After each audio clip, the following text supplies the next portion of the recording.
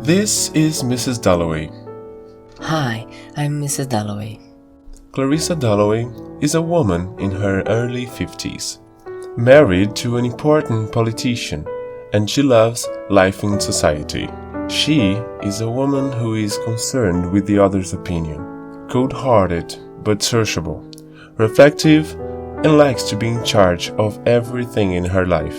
Clarissa liked to observe people on the street and believed that her only gift was to know people by instinct. She was actually very good at it. Despite that, she wasn't a cultured person. She's not interested in history or other languages, not even reading. Sometimes she quietly ponders. I know that life alone could be dangerous for me. How could I live alone with the wisps of knowledge that I have? Today, Mrs. Dollaway will throw a party for her friends and influential people who can help her husband's interests. This party will be very useful for Richard, and actually for me too. Everyone will be able to see and make sure once again how nice and organized I am. Are these just the qualities I want everyone to think about myself?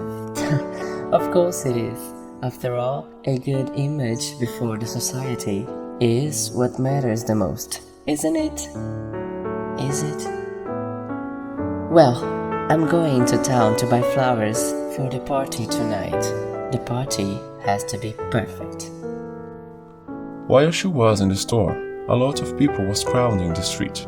It was the car of some important authority or influence, perhaps the queen who was passing by. Fact is that everyone wanted to know who it was. When Clarissa was going to the window to observe the situation, she crossed glances with a certain sad man. This man is Septimus Warren Smith. Septimus is a war veteran. He used to be an ordinary man, happy, with friends, motivated, but he was never the same after the big war. He is suffering from post-war trauma. He is now a dying man, depressed, tearful, sad, anguished, unhappy with the society. He can't stand his own company. He kept announcing that he wanted to kill himself all the time, but nobody understood him. Nobody cared. I saw the human nature, and it's not pretty. In fact, it is cruel, listless, and it's a nature that thinks only for his own benefit. Evans, is that you? Please leave me alone. Septimus and his wife, Lucrezia, sought help, but the doctors only sank his soul more and more into the abyss. One said that he had no problem and that all he needs is occupy his mind. And the other doctor agreed that he wasn't okay, but the solution was that he needed to isolate himself in a clinic where he would be well treated by nurses. But of course, both Lucrezia and Septimus didn't like what they were hearing. I can't stand it no more.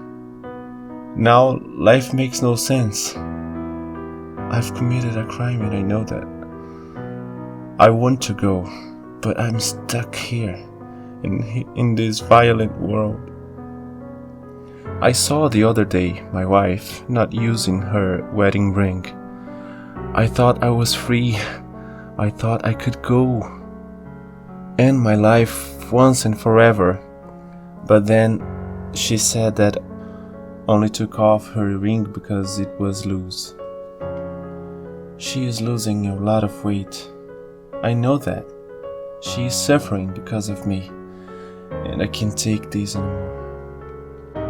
One day, Septimus got tired of hearing those careless speeches, and one word said by one of the doctors was enough to trigger Septimus and made him do one of the worst things that a human being can do.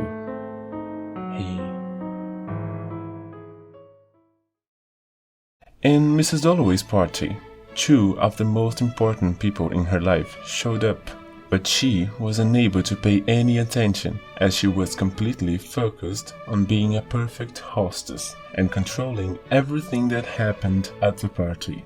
Until one of the guests, who arrived late, comments on what happened to one of his patients. And oh my god, it was a terrible thing.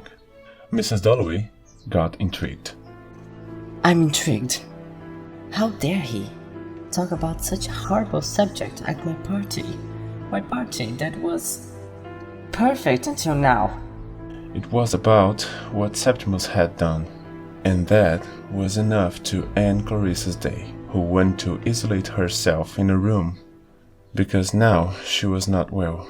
But in that room, alone, she took a deep breath and rambled on. Who is this Septimus after all? Well, I have no idea. But what he did, what makes a person get to such a point, so extreme? What was he feeling? Was it the last alternative?